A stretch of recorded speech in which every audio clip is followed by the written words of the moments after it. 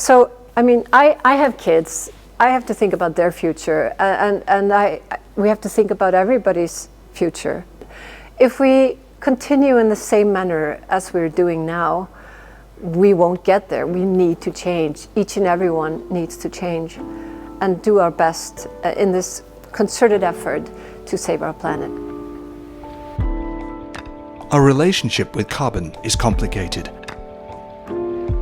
All life on our planet is carbon-based. We are carbon-based, and we're surrounded by carbon. From limestone cliffs and mountains to the forests and grasslands to the very air we breathe. And for the last 12,000 years, the balance of carbon in the atmosphere has allowed humanity to evolve and thrive. But that delicate balance has now been shattered by the enormous amounts of fossil fuel emissions we're putting into the atmosphere. Fossil fuels have been the driving force behind industrial development and human expansion, and feeding that expansion is the construction industry, responsible for an estimated 37% of global greenhouse gas emissions. What if buildings could be, rather than an existential threat, a true solution to climate change? What if buildings on balance could actually store more carbon on balance in their construction than is emitted during the whole process of construction? Cement and the concrete it forms is the most abundant human-made material on the planet.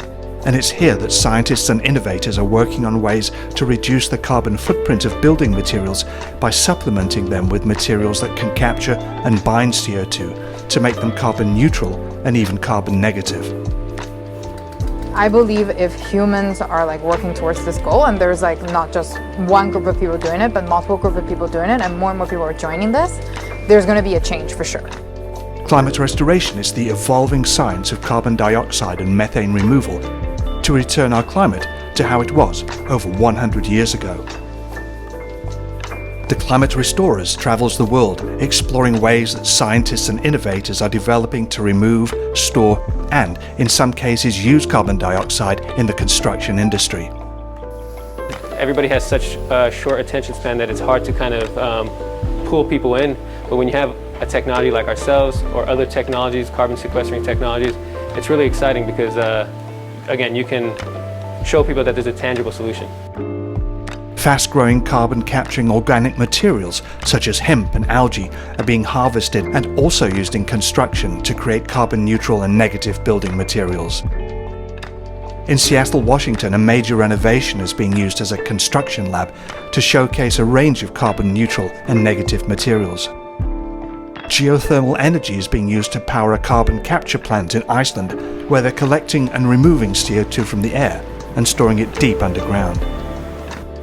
As we move towards a world of electric vehicles and off-grid power storage, waste rock from the mining metals needed to power these batteries can be used to capture gigatons of CO2. A company in Canada that has developed a way to absorb CO2 using the waste rock and a process known as mineralization.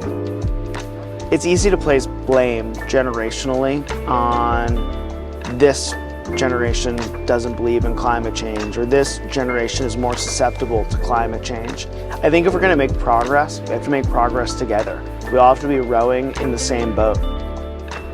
The people, the places, the issues and opportunities, and the science of saving our climate.